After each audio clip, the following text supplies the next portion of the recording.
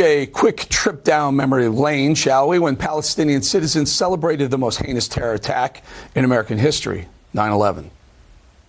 However, while some Palestinians were taking to the streets in apparent celebration, one youth was quoted as saying, as he received a sweets handed around in celebration, "This is a sweet from Osama bin Laden," he said. We have some videotape, I understand, that we're going to show you from the West Bank. These are Palestinian celebrations in the wake of Tuesday's terror attacks in the United States. How apparently Palestinians took to the street chanting, "God is great." Well, if you support these kinds of disgusting and shameless actions, you're on the wrong side of humanity. And sadly, we're seeing a lot of it right now. Joining me now is chairman for actforamerica.org and author of Rise, Brigitte Gabriel. Brigitte, good to have you back, my friend. Give us a sense, what's going on let's talk about what's going on in Palestine, in Parliament, and also what's going on with the mullahs in Iran. What do you think? Well, I think we are heading into a very difficult time. The mullahs in Iran are having a great time because this is exactly what they wanted.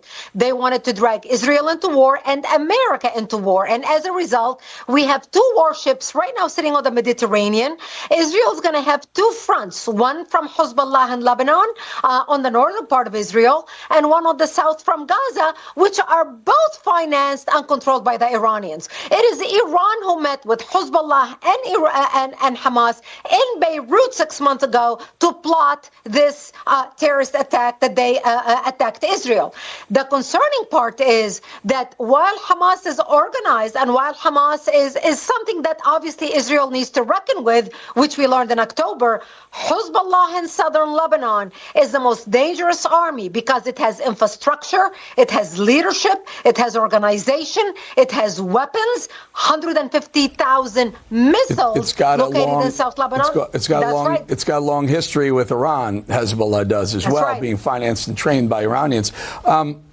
Some missiles came into northern Israel from southern Lebanon, Hezbollah missiles. A little bit of fighting back, but why aren't those in charge taking it more seriously? They are taking it more seriously because Hezbollah is an army. It is literally a very organized army, even though we call them militia. Hezbollah is not only a threat to Israel, but Hezbollah has already committed terrorist attacks on 4 continents across the globe in the last 20 years plus. So Hezbollah is a major force. Hezbollah has weapons to reach all of Israel. All of Israel. So between Hezbollah and Hamas, they can literally cover all of Israel with bombs. And the problem with Hezbollah is because it has 150,000 missiles directed at Israel, set up already in 40 towns in South Lebanon on the border with Israel. Since 2006, houses in southern Lebanon have been built with retractable ceiling, which means in the Hezbollah towns, they have set up rocket launchers in these houses where they can launch missiles at Israel. So it is a major force, and that's why Israel bombed the airports in Syria, especially the Aleppo airport a couple days ago, and they bombed 7 trucks filled with weapons coming to Lebanon via Syria, and that's why Hezbollah is a major threat.